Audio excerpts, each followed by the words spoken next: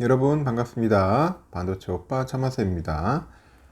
토요일 오전 시간 한번 또 달려보도록 하겠습니다. 새벽 시간 영상 꼭 시청해 주시고 댓글도 달아주시기 바래요.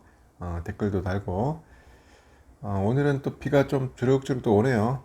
또 빗소리를 제가 또 들으면서 여러분에게 또 방송을 하게 되었습니다.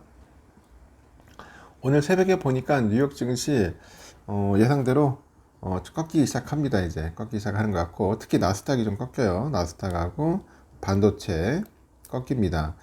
그동안 반도체가 너무 많이 올랐어. 반도체 너무 많이 올라가지고 이제 조정을 받을 수밖에 없습니다. 조정을 받을 수밖에 없어요.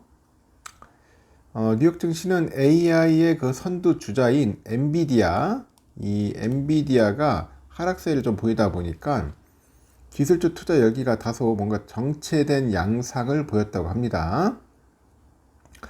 그런데 우리 다우존스 지수를 보니까 4거래일 연속 올랐어요. 여전히 남아있는 주식 투자들의 그 기대를 이제 반영을 한 거죠. 뉴욕 증권거래소에서 보니까 다우 지수는 전장보다 15.57포인트 올라가지고 39,150.33에 거래를 마감을 했고요.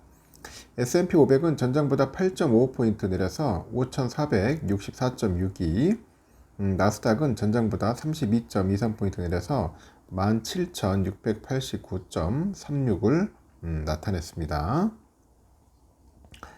다우지수는 이번 주에 지난 19일 휴장일을 제외하고 모두 오름세를 유지를 했죠.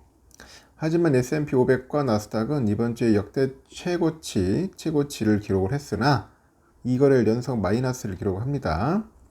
그래서 이날도 시장 참가자들의 시선은 엔비디아로 향했습니다. 엔비디아로 향했는데 인공지능 투자 열풍이 엔비디아로 인해서 집중된 만큼 이 엔비디아 주가가 전일에 이어서 또 3%대 하락폭을 보이고 있어요.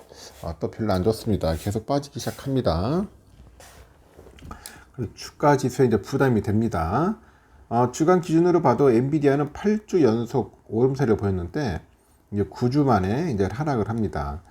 그럼에도 엔비디아 주가는 올해 들어서 155%나 가까이 올랐습니다. 155%, 작은 게 아니죠.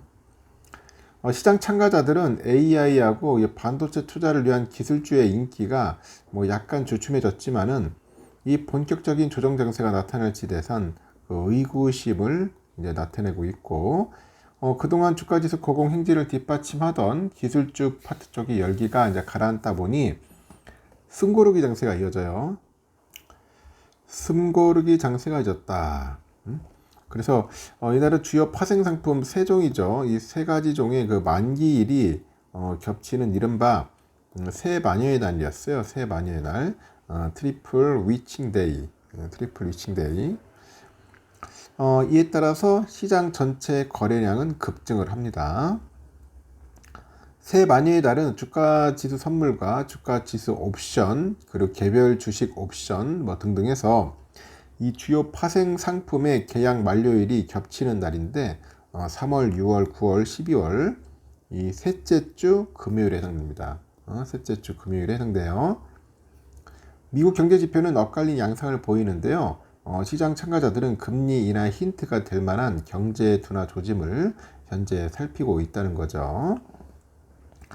전미 부동산 중개인 협회가 있는데 5월 미국 기존 주택 판매가 전월 대비 0.7% 감소를 해서 하여튼 411만 채 정도 이렇게 집계됐다고 합니다. 5월의 기준주택 그 중간 가격은 전년 대비 5.8% 급등해서 41만 9,300달러 역대 최고치 기록을 했고요. 컨퍼런스 보드 보니까 5월에 미국의 경기 선행지수가 전월 대비 0.5% 하락해서 101.2를 기록했다고 발표했고, 월스트리트 저널이 집계한 시장의 전망치 0.3% 하락보다 악화한 수치입니다.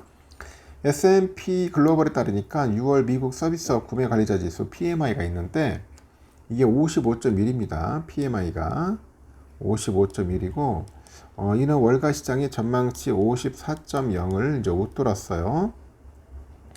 6월 제조업 PMI 예비치도 51.7을 기록을 해가지고 시장 예상치 51.0을 넘었습니다.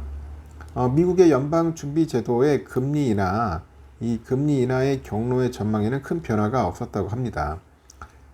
오스탄 골스비 시카고 연방준비은행 총재는 폭스뉴스와 인터뷰해 보니까 미국의 인플레이션이 지난 5월 같은 진정세를 계속 보인다면 연방준비제도가 금리를 인하할 수 있을 거다 그렇게 언급을 했고, CME 그룹의 패드워치 툴에 보니까 9월 미국 연준의 25bp 인하 확률은 61.6%로 반영이 됐고요. 9월 동결 확률은 32.3%를 나타냈습니다. 올해 12월 두 번째 금리 인하 가능성은 45.1%로 높게 반영됐습니다. 종목별로는 엔비디아의 하락에도 알파벳 A가 1.8% 상승했고 아마존도 1.6% 올랐습니다. 퀄컴은 1% 하락, 애플, 메타 플랫폼 역시 1% 하락했고요. 대형 은행주도 하락을 했네요. JP모건 체이스, 뱅크 오브 아메리카, 시티그룹, 골드만삭스 주가는 모두 1%대 내렸습니다. 연준과 그 연방예금보험공사가 23년에 제출된 일부 대형 은행들의 정리 의향서에서 이 파생상품 포트폴리오에 이 정리 방식에 결함이 있다고 지적을 한가 봐요. 미국의 식품의약청이 신약개발사 사렙타 테라퓨틱스의 희귀 근육질환 치료제 사용 확대를 승인한 소식 때문에 그 사렙타 이런 기업이 있어요. 이 주가가 30% 뛰었습니다. 업종 지수는 헬스, 소재, 부동산, 커뮤니케이션 관련 지수가 올랐는데 에너지, 금융, 산업, 기술, 유틸리티는 내렸습니다. 시카고 옵션 거래소 변동성 지수는 전장보다 0.6% 내려서 13.20에 거래됐네요. 결론은 나스닥이 좀 빠졌다. 나스닥 0.16 빠졌고 그래도 다우존스는 잘 버텼네요. S&P 500도 0.16% 또 빠졌습니다. 엔비디아 3.2% 빠졌어요. 이제 계속 빠지네요, 이제. 그 다음 고점 찍고 이제 가는 겁니다, 밑으로 계속. 브로드콤도 4.38% 많이 내려갑니다. 이것도 액면분을 한다는데 많이 빠지고, AMD는 찔끔 빠졌네요. 마이크론도 3.22% 빠졌습니다. 마이크론도 거품인 것 같아. 너무 많이 올랐어요. 이게 뭐 $70 미만이었던 게 139라는 게 웃기죠. 더 빠질 것 같습니다. 퀄컴 1.36% 빠지고 어플라이드 1.91%, TSMC도 0.81. TSMC도 너무 많이 올랐습니다. 약간의 거품기가 좀 있다. 인텔은 1.53% 올랐고 텍사스 인스트루먼트 1.44 올랐습니다. 램 리서치 1% 정도 빠졌습니다.